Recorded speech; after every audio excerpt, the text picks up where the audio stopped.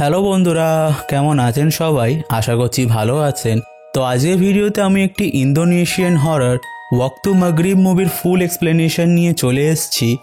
আশা করছি এই ভিডিওটা আপনাদের ভালো লাগবে, তাই ভিডিওটাকে সম্পূর্ণ দেখার অনুরোধ করছি। এছাড়া এর আগের ভিডিওতে আমি 13/20/24 মুভিটাকে এক্সপ্লেন করেছি। যদি এখনও পর্যন্ত আপনারা ভিডিওটাকে না দেখে থাকেন তাহলে ডেসক্রিপশন ও আই বাটনে থাকা লিঙ্কে ক্লিক করে ভিডিওটাকে অবশ্যই দেখে নেবেন। এছাড়া এই ভিডিওটা দেখার পর যদি আপনাদের ভালো লাগে তাহলে চ্যানেলটিকে সাবস্ক্রাইব করে পাশে থাকা বেল আইকনটিকে প্লিজ প্রেস করে দেবেন। তাহলে চলুন আর বেশি সময় নষ্ট না করে ভিডিওটি শুরু করা যাক।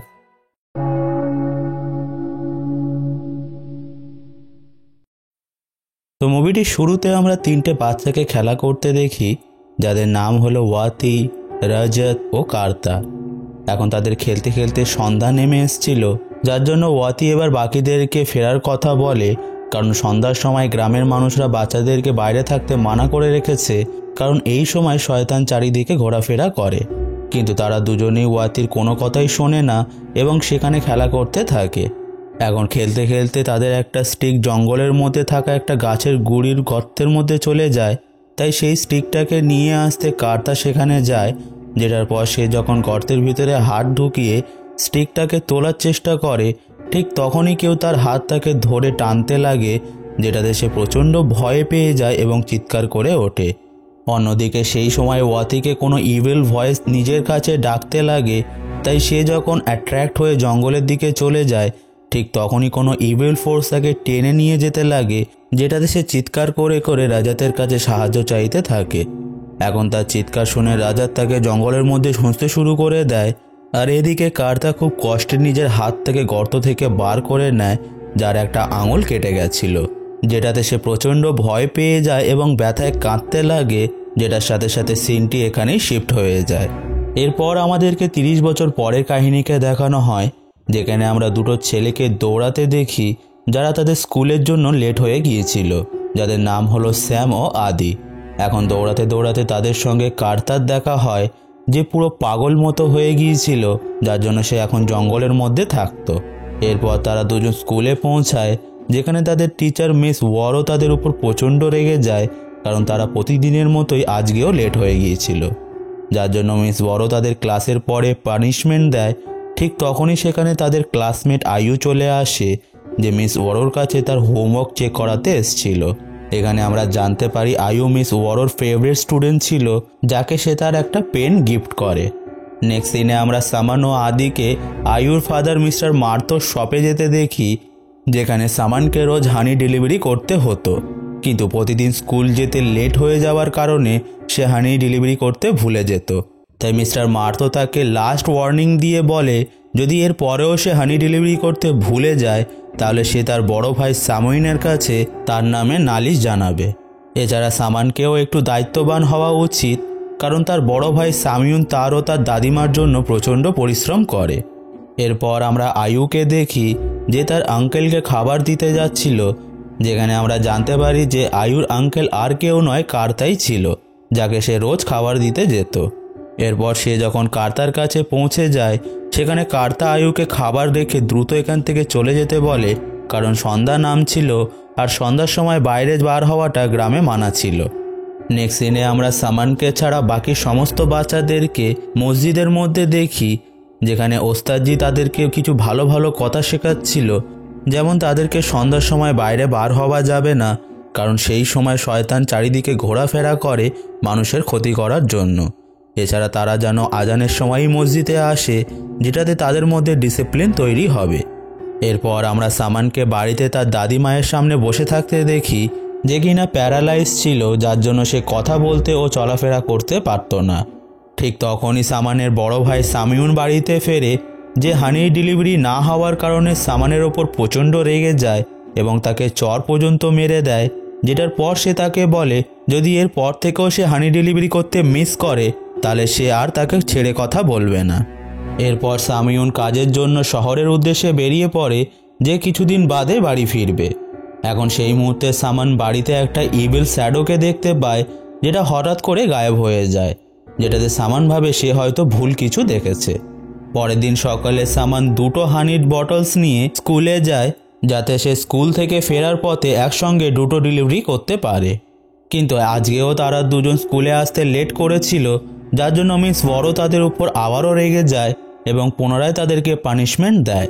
এখন সন্ধ্যার সময় তাদের পানিশমেন্ট শেষ হয়ে গেলে তারা দুজন সেখান থেকে বেরিয়ে যায়, যেখানে তাদের কোনো একটা প্লে দেখতে যাওয়ার ছিল, তাই তারা একটা ভ্যানের ড্রাইভারের কাছে লিফট চেয়ে ভ্যানে করে যেতে লাগে।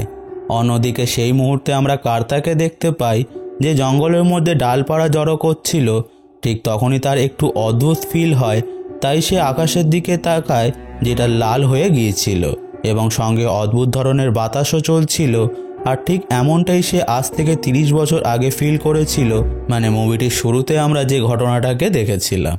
এদিকে পথে যেতে যেতে সামান্য আদি মিস ওয়ারোর বিষয়ে কথা বলতে লাগে যে মিস ওয়ারো একদমই ভালো নয়, সে সবসময় তাদের উপরই রেগে যায় এবং তাদেরকেই পানিশমেন্ট দেয়। যেটা বলার পর সামান বলে খুব ভালো হবে যদি মিস ওয়ারো মারা যায়, যেটা শুনে ভ্যান ড্রাইভার প্রচণ্ড রেগে যায় এবং তাকে বলে এই ধরনের কথাবার্তা তার বলা একদমই উচিত নয়। এখন সেই মুহূর্তে আমরা মিস ওয়ারোকে দেখতে পাই যে তার বাড়িতে ছিল। ঠিক তখনই তার বাড়িতে কিছু প্যারানর্মাল অ্যাক্টিভিটি শুরু হয়ে যায়, যার দরুন তার বাড়ির মেন দরজা বারবার নিজে নিজেই খুলে যাচ্ছিল। তাই না পেরে সে যখন দরজাটাকে লক করে দেয়, ঠিক তখনই আমরা তার পিছনে একটা ইভিল জিনকে দেখতে পাই যে তাকে হন্ট করে, দেন তাকে পজেস করে নিয়ে মেরে ফেলে, যার মানে সামানের ইচ্ছা এখানে পূরণ হয়ে গেছিল। এরপর গ্রামের সবাই যখন জানতে পারে মিস ওয়ারো মারা গেছে, তারা ধারণা করে নেয় যে হয়তো এটা একটা অ্যাক্সিডেন্ট, বাট তারা জানতো না আসলে তার সঙ্গে কি ঘটেছে। অন্যদিকে সেই সময় ভ্যান ড্রাইভার যখন বিষয়টা জানতে পারে, সে দ্রুত গ্রামে ফিরে আসে, যেখানে সামান আর আদি ঘটনাটা যখন জানতে পারে তখন সামান একটু আপসেট হয়ে যায়, কারণ আজই সে মিস ওয়ারোর মরে যাওয়ার কথা বলেছিল। ইনফ্যাক্ট আদি সামানকে বলে যে তার বলাতেই মিস ওয়ারো মারা যায়নি তো, যেটাতে সামান তাকে বলে এটা কখনোই সম্ভব নয়, মুখে বলাতে কেউ মারা যায় না। নেক্সট সিনে আমরা গ্রামবাসীকে মিস ওয়ারোর ফিউনারাল করতে দেখি, যেখানে অ্যাজ অ্যান অডিয়েন্স আমরা দেখতে পাই যে মিস ওয়ারোর ঘোষ সামানকে হর্ন করতে লাগে, যেটাতে সে প্রচণ্ড ভয় পেয়ে যায় এবং বাড়িতে চলে যায়। এখন বাড়ির মধ্যেও সামান বারবার মিস ওয়ারোর ঘোষকে দেখতে পাচ্ছিল, যেটাকে সে তার ভুল ধারণা মনে করে যখন চোখে মুখে জল দিতে যায়, ঠিক তখনই সেই ইভিল জিনটা এসে তাকে পজেস করে নেয়। এখন সেই দিন রাতেই আমরা গ্রামের পুলিশ অফিসার ডাল রহিম, সিকিউরিটি আমিন, মার্তো ও তার মেয়ে আয়ুকে দেখতে পাই, যারা নতুন টিচার নিংসিকে পিক করতে এসেছিল। এখন ডাল রহিম মিস নিংসিকে জিজ্ঞাসা করে যে তার তো দিনের বেলায় আসার কথা ছিল, কিন্তু সে এত রাতে এসছে, যেটাতে মিস নিংসি তাদের জানায় আসলে সে রাস্তা ভুল করে অন্য গ্রামে চলে গিয়েছিল, যার জন্য তার আসতে এতটা লেট হয়েছে। এরপর আমরা ডাল রহিমকে তাকে বাকিদের সঙ্গে ইন্ট্রোডাকশন করাতে দেখি, যেখানে আমরা কার্তাকেও দেখতে পাই যে লুকিয়ে লুকিয়ে তাদের উপর নজর রাখছিল এবং তাকে দেখে খুব চিন্তিত মনে হচ্ছিল। এখন পরের দিন সকালে সামান স্কুলে আসে না, যার জন্য আদিকে একাই স্কুলে আসতে হয়, যে আবারও লেট হয়ে গিয়েছিল। কিন্তু নতুন টিচার মিস নিংসি খুবই ভালো ছিল যে তার উপর একটুও রাগ করে না। অন্যদিকে আমরা সামিউনকে দেখতে পাই যে মিস্টার মার্তো শপে গিয়ে হানির জন্য টাকা নিতে যায়, যেখানে সে জানতে পারে সামান তো হানি ডেলিভারিই করেনি। এখন কথাটা শুনে সামিউন প্রচণ্ড রেগে যায় এবং রাগ মাথায় বাড়ি গিয়ে সামানকে মারধর করতে লাগে, কিন্তু সামান তো এখন পজেস ছিল, যে বলে তার ভাই যেন মারা যায়, যেটা বলার সাথে সাথে সেই ইভিল জিনটা সামিউনকে হর্ন করতে লাগে। আর ঠিক তখনই সামান একটা শার্প নাইফ দিয়ে সামিউনকে বারবার স্ট্যাপ করে মেরে ফেলে, যেটার পর সে ডাল রহিমের বাড়ি গিয়ে সমস্ত মুরগিগুলোকে মেরে দেয়, যেটার পর সে সেই মুরগিগুলোর রক্তগুলোকে বটলসের মধ্যে ফিল করে মিস্টার মার্তোর কাছে দিয়ে আসে, যেটা দেখতে পেয়ে মিস্টার মার্তো প্রচণ্ড ভয় পেয়ে যায় এবং তাকে ডাক দিলে সে হাসতে হাসতে সেখান থেকে পালিয়ে যায়। পরের দিন সকালে আমরা আয়ুকে স্কুলের মধ্যে দেখতে পাই, যে বারবার মিস ওয়ারোর প্রেজেন্স ফিল করছিল, যেখানে ক্লাস চলাকালীন মিস ওয়ারোর ঘোষ তার কাছে বারবার এসে সামানের নাম নিচ্ছিল, যেটাতে আয়ু প্রচণ্ড ভয় পেয়ে যায় এবং চিৎকার করে ওঠে। এরপর আয়ু যখন স্কুল থেকে বাড়ি ফেরে, সেখানে তার বাবা ডাল রহিমের সঙ্গে কথা বলছিল, যে ডাল রহিমকে জানায় সামান এখানে এসে রক্ত ভরা কাঁচের বোতল দিয়ে গেছে, যেটা শুনে ডাল রহিম বলে তার মুরগিগুলোকে তাহলে সেই মেরেছে। এরপর তারা সবাই মিলে সামানের বাড়ির উদ্দেশ্যে বেরিয়ে পড়ে, যার পিছন পিছন আদি ও আয়ুও চলে আসে। এখন সামানের বাড়িতে পৌঁছে তারা তার বড় ভাই সামিউনের ডেড বডিকে পড়ে থাকতে দেখে, যেটা দেখে তারা প্রচণ্ড ভয় পেয়ে যায়। এই পয়েন্টে আদি নদীর ধারে গিয়ে সামানকে খুঁজে নেয়, যে অদ্ভুত ধরনের স্মাইল করছিল, যেটার পর তারা সবাই মিলে তাকে ডাল রহিমের বাড়িতে নিয়ে আসে, যেখানে সে কোনো কথাই বলছিল না, শুধুমাত্র এক ধরনের হামিং সাউন্ড করতে থাকে। ঠিক তখনই সেখানে গ্রামবাসীর সঙ্গে সঙ্গে মিস নিংসিও চলে আসে, যে তাদের বলে সে তার সঙ্গে কথা বলতে চায়, তাতে যদি সে কিছু জানতে পারে। যেটার পর সে ঘরের ভিতরে গিয়ে কিছুক্ষণ পরই ফিরে আসে, যেখানে সে জানায় সামান কিছুই বলছে না, শুধুমাত্র এক ধরনের হামিং সাউন্ডই করে যাচ্ছে। এই পয়েন্টে কার্তাও সেখানে ছিল, যে দূর থেকে সমস্ত বিষয়গুলোকে লক্ষ্য করছিল। নেক্সট সিনে আমরা পুনরায় সামানকে দেখি, যে সামিউন ও মিস ওয়ারোর ঘোষকে দেখতে পায়, যারা তাকে বলে চলে যাও, যেটার পর সামান নিজের গলায় দড়ি দিয়ে আত্মহত্যা করে নেয়। এরপর সামানের বডিকে দাফন করা হয়, যেখানে আদি ও আয়ু প্রচণ্ড ভেঙে পড়ে, যাকে মিসেস নিংসি সামলায়। নেক্সট সিনে আমরা ক্লাসের মধ্যে আদিকে মন খারাপ করে বসে থাকতে দেখি, যার কাছে মিস নিংসি এসে বলে তার এবার মুভ অন করে নিজের পড়াশোনার দিকে মন দেওয়া উচিত। যেটার পর সে তাকে এখানে বসেই তার হোমওয়ার্ক করে নিতে বলে, যেটাতে আদি রাজি হয়ে যায়। এরপর সন্ধ্যা হয়ে গেলে স্কুলের পিয়ন মিসেস নিংসিকে স্কুল বন্ধ করে দেওয়ার কথা বলে আদিকে বাড়ি পাঠিয়ে দিতে বলে, যেটাতে মিস নিংসি তাকে বলে সে নিজেই আদিকে বাড়ি ছেড়ে আসবে। এরপর সে স্কুল থেকে বার হওয়ার আগে আদিকে প্রে করে নিতে বলে, যেটাতে আদি যখন প্রে করে বাইরে বার হয়, সে সেখানে সামানের ঘোস্টকে দেখতে পায়, যে তাকে হর্ন করে, আর ঠিক তখনই আদি পজেস হয়ে যায়। এরপর পজেস স্টেজে সে বাড়িতেও দেয়ালের ওপরে মাথা ঠুঁকতে লাগে, যেখানে তার বাড়িতেও কার্তা একটা তাবিজকে ঝোলাতে লাগে, যেমনটা আমরা সামানের বাড়িতে দেখেছিলাম। যেটা করতে তাকে আদির বাবা দেখে ফেলে এবং তাকে ভয় দেখিয়ে সেখান থেকে তাড়িয়ে দেয়। পরের দিন সকালে স্কুলের মধ্যে আদি পুরো চুপচাপ থাকে, যেখানে স্কুল ছুটির পর ক্লাসের সমস্ত বাচ্চারা চলে গেলেও সে সেখানেই বসে থাকে, যেটা দেখে আয়ু তার জন্য একটু চিন্তিত হয়ে যায়। যেটার পর আয়ু যখন বাড়ি ফিরছিল, ঠিক তখনই সে পুনরায় মিস ওয়ারোর ঘোষকে দেখতে পায়, যে তাকে এবার আদির নাম নেয়। যেটা শুনে সাথে সাথে আয়ু ক্লাসের মধ্যে আদি আছে কি না চেক করতে যায়, যে দেখে সেখানে কেউই নেই। তাই সে সঙ্গে সঙ্গে তাকে খুঁজতে বেরিয়ে যায়, যেখানে সে আদিকে কোথাও খুঁজে পায় না। ঠিক তখনই আমরা আদিকে দেখতে পাই, যে একটা বাচ্চাকে ডেকে নিয়ে জঙ্গলের মধ্যে চলে যায়, যেটার পর তাদের দুজনকে পুরো গ্রাম মিলে খোঁজার চেষ্টা করে, কিন্তু কেউ তাদের কোনো হদিশ পায় না। পরের দিন সকালে ক্লাসের মধ্যে মিস নিংসি সমস্ত বাচ্চাদেরকে বলে যে স্কুল শেষে তারা সবাই যেন সোজা বাড়িতে চলে যায় এবং বাড়িতে গিয়ে প্রে করে, যাতে আদি ও সেই বাচ্চাটাকে খুঁজে পাওয়া যায়। এখন স্কুল শেষে আয়ু মিস নিংসির কাছে এসে তাকে একটা তাবিজ দেয়, যেমনটা আমরা কার্তার কাছে দেখেছিলাম। যেটা হাতে নেওয়ার সাথে সাথেই মিস নিংসি সেটাকে নিচে ফেলে দেয় এবং জিজ্ঞাসা করে যে এটা কি। যেটার উত্তরে আয়ু তাকে বলে এটা এক ধরনের তাবিজ, যেটাতে নেগেটিভ এনার্জি মানুষের থেকে দূরে থাকে। কিন্তু মিস নিংসি এখানে বলে সে এই সমস্ত জিনিসে বিশ্বাস করে না এবং তারও এই ধরনের জিনিসে বিশ্বাস না করাই উচিত। যেটা বলার পর সে সেখান থেকে চলে যায়। এখন সেই দিন সন্ধ্যায় আমরা ডাল রহিম ও উস্তাদজিকে মসজিদের মধ্যে আসতে দেখি, যেখানে তারা সেই ছেলেটার ডেড বডিকে পেয়ে যায়, যাকে আদি জঙ্গলের মধ্যে নিয়ে গিয়েছিল। অন্যদিকে সেই সময় মার্তো তার বাড়িতে সামানের ডেড বডিকে দেখতে পায়, যাকে অলরেডি দাফন করে দেওয়া হয়েছিল, কিন্তু কেউ তার ডেড বডিকে এখানে রেখে গেছে, যেটা দেখে মিস্টার মার্তো প্রচণ্ড ভয় পেয়ে যায়। এরপর আমরা আয়ুকে দেখতে পাই, যে বাড়ি ফেরার পথে আদিকে দেখতে পায়, যে একটা কুকুরকে ভয়ঙ্করভাবে মেরে ফেলেছিল। যেটার পর সে আয়ুকে মারতে তার পিছনে পড়ে যায়, তাই আয়ু তার থেকে প্রাণ বাঁচাতে সেখান থেকে পালিয়ে যায়, যাকে ডাল রহিমের ওয়াইফ তার বাড়িতে নিয়ে গিয়ে লুকিয়ে নেয়। কিন্তু তবুও আদি বাড়ির পিছনের দরজা দিয়ে ভিতরে চলে আসে। যেটার পর সে আয়ুকে মারতে যাবে, ঠিক তখনই আমিন সেখানে চলে আসে, যে আদির মাথায় আঘাত করে তাকে বেহুশ করে দেয়। ঘটনাটির পর সেখানে গ্রামের সবাই চলে আসে, সঙ্গে ওস্তাদজিও সেখানে এসে কিছু দোয়া পাঠ করে তাকে ঠিক করার চেষ্টা করে, যেটাতে কাজ হয় এবং আদি ওয়ামিটিং করে ঠিক হয়ে যায়। অন্যদিকে আমরা সেই সময় কার্তাকে দেখি, যে অনেকগুলো তাবিজ বানাচ্ছিল। ঠিক তখনই গ্রামের সবাই মিলে আদিকে নিয়ে কথা বলতে লাগে, যেটাতে আমিন বলে সে আদিকে কবরস্থানের দিকে যেতে দেখেছিল, তাই হতে পারে সেই সামানের ডেড বডিকে বার করে মার্তোর বাড়িতে রেখেছে। এই পয়েন্টে আদির বাবা সবাইকে বলে সে কার্তাকে তার বাড়িতে এক ধরনের তাবিজ ঝোলাতে দেখেছিল, তাই হতে পারে সেই কোনো কালো জাদু করে এই সমস্ত ঘটনা ঘটিয়েছে।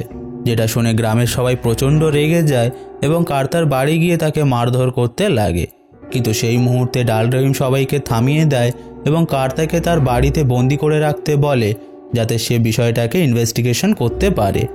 অন্যদিকে আমরা আয়ুকে দেখি যে বাড়িতে ছিল এবং ট্রমার কারণে খুব অসুস্থ হয়ে পড়েছিল, যেখানে সে তার বাবা মার্তোকে বলে আঙ্কেল কার্তা কোনো দোষ করেনি, যেটা শুনে আপাতত মার্তো কিছুই বুঝতে পারে না। ঠিক তখনই আয়ুর সঙ্গে দেখা করতে মিস নিংসি তাদের বাড়িতে আসে, যাকে দেখে আয়ু প্রচণ্ড ভয় পেয়ে যায়। এই পয়েন্টে নিংসি আয়ুকে বলে সে কার্তার বাড়িতে গিয়েছিল, যেখানে সে জানতে পেরেছে যে আয়ু রেগুলার সেখানে যায়, যেটার সাথে সাথে আমরা একটা ফ্ল্যাশব্যাককে দেখতে পাই। আর বন্ধুরা, এখানেই আসে কাহিনীতে আসল টুইস্ট। এখন ফ্ল্যাশব্যাকের মধ্যে কার্তা আয়ুকে বলে সেই দিন আকাশের লাল হয়ে যাওয়া এবং অদ্ভুত ধরনের হাওয়া চলা, এটা সে 30 বছর আগেও ফিল করেছিল। তাই তার ধারণা অনুযায়ী মিস নিংসি আসলে একটা ইভিল জিন, যাকে ব্ল্যাক মাদারও বলা হয়, যে বাচ্চাদের উপর ফিট করে। তাই কনফার্ম করার জন্য সে আয়ুকে একটা তাবিজ দিয়ে বলে সে যেন মিস নিংসিকে এই তাবিজটা দেয়, যেটা নেওয়ার পর সে যদি রিয়্যাক্ট করে তাহলে কনফার্ম হয়ে যাবে সে আসলে একটা জিন। আর এর জন্যই সেই দিন আয়ু তাকে একটা তাবিজ দিয়েছিল, যেটা হাতে নেওয়ার সাথে সাথেই মিস নিংসি ফেলে দিয়েছিল। এখন প্রেজেন্টে মিস নিংসি নিজেই স্বীকার করে নেয় যে সে সত্যিই একটা জিন, যেটা বলার পর সে আয়ুকে ভয় দেখাতে লাগে এবং বলে আজ থেকে 30 বছর আগে সে কার্তাকেও হর্ন করেছিল। এছাড়া আয়ু যেন এসবের থেকে দূরে থাকে, না হলে তার অবস্থাও তেমনটা হবে যেমনটা আদি ও সামানের হয়েছে। এই পয়েন্টে আমরা এটাও জানতে পারি যে মিস ওয়ারোর ঘোষ, যাকে আয়ু বারবার দেখতে পাচ্ছিল, সে আসলে তাদের লাভ ওয়ানকে বাঁচানোর চেষ্টা করছিল। কিন্তু যেহেতু এই জিনটা তার থেকেও বেশি পাওয়ারফুল ছিল, যার জন্য সে বেশি কিছু করতে পারছিল না। এই পয়েন্টে আয়ু সেই জিনকে তাবিজ দিয়ে ভয় দেখানোর চেষ্টা করে, কিন্তু জিনটা এখন এতটাই পাওয়ারফুল হয়ে গিয়েছিল যে তার উপর তাবিজের কোনোই কাজ হচ্ছিল না। এরপর নিংসি সেখান থেকে চলে গেলে আয়ু বুঝে যায় যে আদির জীবনটা বিপদের মধ্যে আছে। তাই সে সঙ্গে সঙ্গে ডাল রহিমের বাড়ি গিয়ে কার্তাকে ফ্রি করতে যায়, যে প্রচণ্ড ভয় পেয়ে গেছিল। শুধুমাত্র এটাই নয়, এই পয়েন্টে সে প্রেয়ার ও আজানকেও ভয় করতে শুরু করে দিয়েছিল। তাই আয়ু তাকে বোঝায় যে তার আজান ও আল্লাহকে ভয় করার প্রয়োজন নেই, কারণ তিনি সবসময় আমাদের সঙ্গেই আছেন আর তিনিই আমাদেরকে বিপদ থেকে রক্ষা করবেন। তাই তাদের দুজনকে একসঙ্গে মিলে আদিকে বাঁচাতে হবে। যেটা শুনে সে আয়ুকে আদিকে বাঁচাতে পাঠিয়ে দেয় এবং নিজে নিংসির বাড়িতে যায়, যেখানে সে নিংসিকে তার আসল রূপে দেখতে পায়, যে তাকে ওয়াতির রূপ নিয়ে হর্ন করতে লাগে। যার মানে হলো 30 বছর আগে যে ঘটনাটা ঘটেছিল, সব কিছুর পিছনে এই ইভিল জিনেরই হাত ছিল। এছাড়া রাতে এই গ্রামে আসার কারণটাও এটাই ছিল। এনিওয়েজ, এই পয়েন্টে আমরা কার্তার একটা শেষ ফ্ল্যাশব্যাক দেখতে পাই, যেখানে আমরা জানতে পারি 30 বছর আগে সেই দিন গ্রামের লোকজনেরা কার্তাকে খুঁজে পেয়ে গিয়েছিল, কিন্তু রাজাতকে সেই জিনটা মেরে ফেলেছিল এবং ওয়াদিকেও পজেস করে নিয়ে তাকে ফিট করার পর তাকেও মেরে ফেলেছিল। এরপর প্রেজেন্টে কার্তা সেখান থেকে পালিয়ে যায় এবং সেই জায়গাটাতে গিয়ে পেট্রোল ছড়িয়ে আগুন লাগাতে যায়, যেখানে সেই জিনটা বসবাস করত।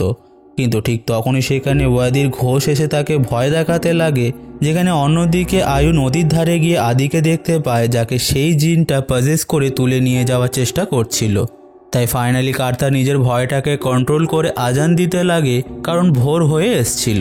যেটা শুনে সেই জিন দুর্বল হয়ে পড়ে এবং সেখান থেকে পালিয়ে যায়, যার দরুন আদি পুনরায় ঠিক হয়ে যায়, যাকে আয়ু বাঁচিয়ে নেয়। এরপর মুভিটির শেষ সিনে আমরা একটা অন্য গ্রামে একটা অন্য বাচ্চাকে দেখতে পাই, যাকে সেই জিনটা নিজের কাছে ডেকে পজেস করতে লাগে, আর মুভিটি এখানেই শেষ হয়ে যায়। তো বন্ধুরা, এটাই ছিল ওয়াক্ত মাগরিব মুভির ফুল এক্সপ্লেনেশন। আশা করছি ভিডিওটা আপনাদের ভালো লেগেছে। যদি ভালো লেগে থাকে তাহলে ভিডিওটাকে লাইক করুন, বেশি বেশি করে বন্ধুদের সঙ্গে শেয়ার করে তাদেরকেও ভিডিওটা দেখার সুযোগ করে দিন। এছাড়া কমেন্ট করে আপনাদের মতামতটা জানাতে ভুলবেন না। সঙ্গে প্রতি সপ্তাহে এমনই ভিডিও পেতে চ্যানেলটিকে সাবস্ক্রাইব করে পাশে থাকা বেল আইকনটিকে প্রেস করে দিন। তাহলে চলুন আমি আসবো আবারও এমন কিছু মুভি এক্সপ্লেনেশন নিয়ে। Till then, keep watching.